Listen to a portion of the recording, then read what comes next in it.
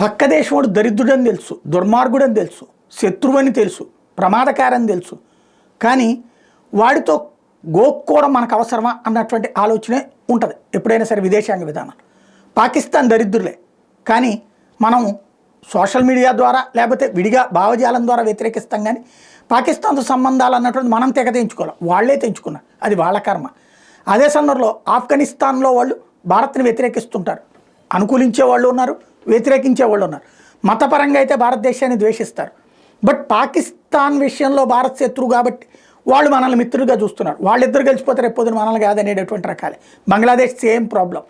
ఒకప్పుడు ఏ పాకిస్తాన్తో అల్లల్లాడిపోయారు, ఆ పాకిస్తాన్ నుండి బంగ్లాదేశ్ని మనం వేరు చేసి వాళ్ళకి రక్షణ కల్పిస్తే ఇప్పుడు మన మీదనే పడి ఏడ్చే దరిద్రులు దాంట్లోనే ఉన్నారు. చివరికి మన దేశంలో అలకల్లో సృష్టించే దాంట్లో ఆ బంగ్లాదేశ్ గ్యాంగుల సంగతి చూస్తాం. ఇదంతా ఇప్పుడు ఎందుకు చెప్పాల్సి వస్తుందంటే, బంగ్లాదేశ్తో ఓ పక్కన అమెరికా అధ్యక్షుడు ట్రంప్ ఏమో నరేంద్ర మోడీకి వదిలేశాడు బంగ్లాదేశ్ ఇష్యూ. అదే సందర్భంలో ఇక్కడ ఉన్నటువంటి భారతదేశానికి వచ్చేసినటువంటి హసీనాని తిరిగి అక్కడికి పంపిస్తున్నారన్న చర్చలు జరుగుతుంది, ప్రచారం జరుగుతుంది. ఈలోపు యూనస్ సర్కార్తో చర్చలు, అంటే బంగ్లాదేశ్తో చర్చలు అని కాదు, మనకి దేశాల మధ్యన సంబంధాలకు సంబంధించినటువంటి ఒక కాన్సెప్ట్ ఉంటుంది.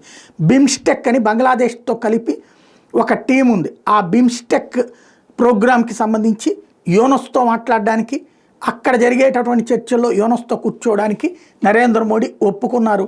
రాబోయేటటువంటి రోజుల్లో మరి యూనస్కి ముఖాముఖిగా చెప్తారా, ఎరా నాయన నువ్వు పక్కకు పో హసీనాని పంపిస్తామని, లేదంటే కనుక ఆయన నాయకత్వాన్ని అంగీకరిస్తారు, రాబోయే రోజుల్లో తెలుస్తుంది.